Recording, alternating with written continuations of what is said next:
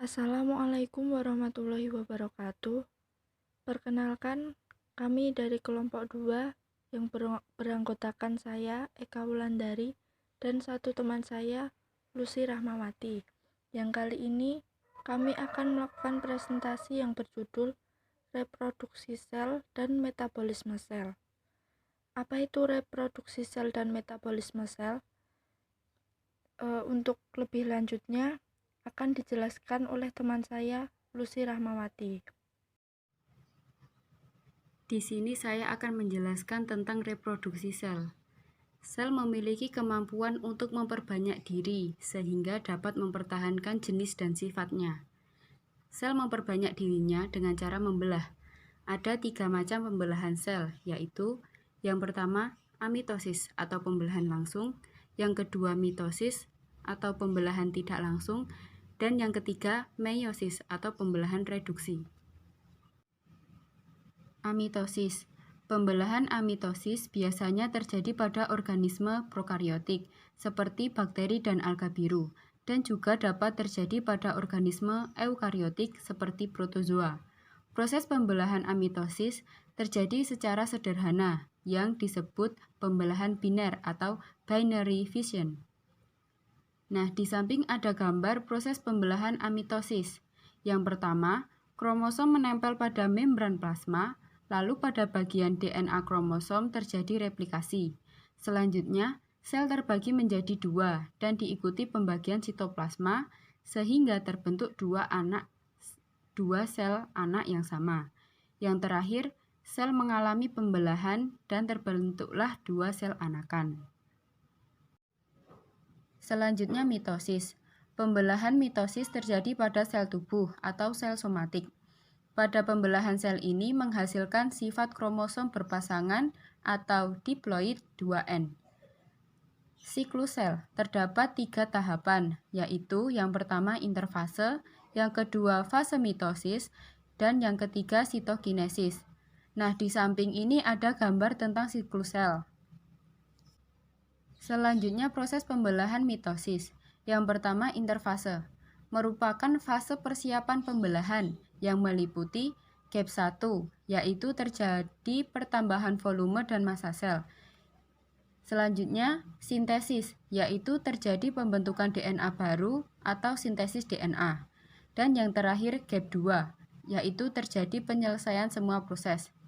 Selanjutnya yang nomor 2, fase mitosis, merupakan tahapan pembelahan inti sel yang meliputi profase, metafase, anafase, dan telofase. Dan yang ketiga, sitokinesis, merupakan tahapan pembagian sitoplasma atau tahapan pembelahan yang terjadi setelah telofase. Dan sel akan siap memasuki tahap gap 1 interfase untuk memulai pembelahan berikutnya. Selanjutnya meiosis. Meiosis terjadi 1 kali duplikasi kromosom pada sel induk, dilanjutkan dengan 2 kali karyokinesis atau pembelahan inti dan pembelahan sel. Jadi pada meiosis terjadi pembelahan dari 1 sel diploid atau 2N yang menghasilkan 4 sel anakan yang bersifat haploid atau N. Proses pembelahan sel pada meiosis yaitu yang pertama interfase, 2 meiosis 1, ketiga interkinesis, dan yang terakhir meiosis 2. Nah, di sini ada gambar yang sebelah kiri pembelahan mitosis dan yang sebelah kanan pembelahan meiosis. Pada pembelahan mitosis, yang pertama terjadi interfase, yang kedua profase, yang ketiga metafase, yang keempat anafase, yang kelima telofase, dan yang terakhir sel anak atau sitokinesis. Selanjutnya pada pembelahan meiosis, yang pertama yaitu terjadi interfase, yang kedua meiosis 1 yang terdiri dari profase 1, metafase 1, anafase 1, dan telofase 1.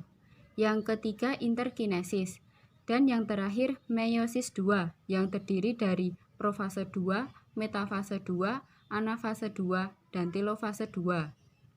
Nah, pada profase 1 merupakan tahapan yang paling lama karena profase 1 terdiri dari 5 subfase, yaitu leptoten, zigoten, Pakiten, diploten, dan diakinesis. Di sini ada tabel perbedaan mitosis dan meiosis.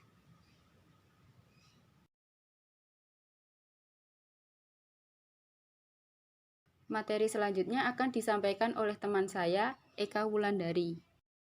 Selanjutnya kita akan membahas tentang metabolisme sel. Apa itu metabolisme? Metabolisme adalah semua reaksi yang terjadi dalam tubuh makhluk hidup, mulai dari proses bernafas dan proses menghasilkan zat sisa. Dalam metabolisme sel terdiri dari dua proses, yaitu katabolisme dan anabolisme. Katabolisme adalah proses penguraian senyawa kompleks menjadi senyawa sederhana. Tujuannya untuk membebaskan energi yang terkandung di dalam senyawa sumber. Contohnya pada proses respirasi dan fermentasi. Proses respirasi adalah proses penguraian senyawa organik kompleks menjadi senyawa yang lebih sederhana. Pada proses penguraian dapat menggunakan oksigen atau respirasi aerob maupun tidak menggunakan oksigen, respirasi anaerob. Lalu, proses anabolisme. Proses anabolisme adalah proses pembentukan senyawa kompleks dari senyawa yang lebih sederhana. Contohnya, pada proses fotosintesis. Pada proses fotosintesis ini, reaksi penyusunan karbohidrat pada makhluk hidup yang memiliki klorofil dari lingkungan dengan menggunakan energi.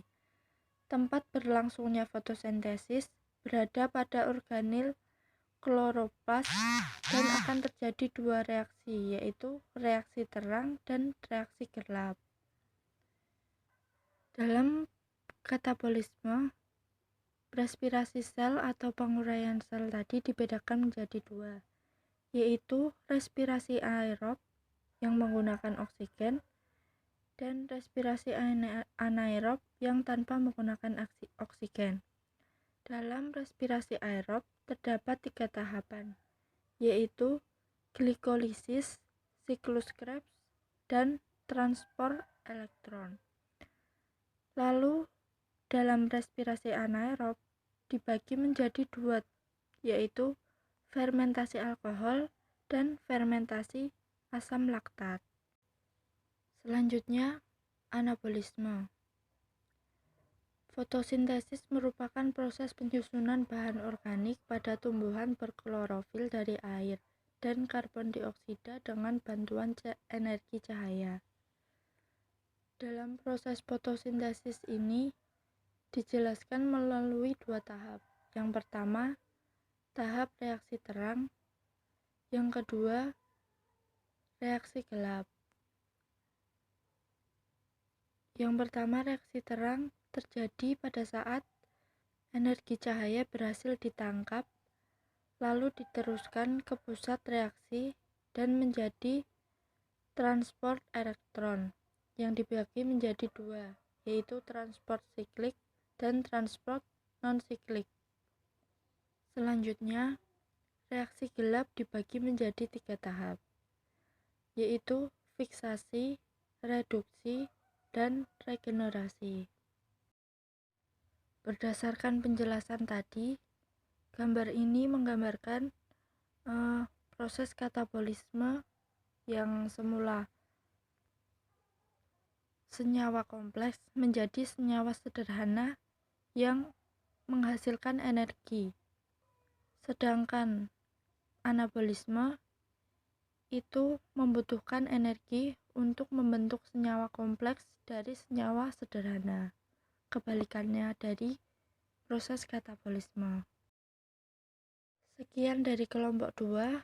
Mohon maaf jika terjadi kesalahan pengetikan atau penjelasan yang kurang jelas. Terima kasih. Wassalamualaikum warahmatullahi wabarakatuh.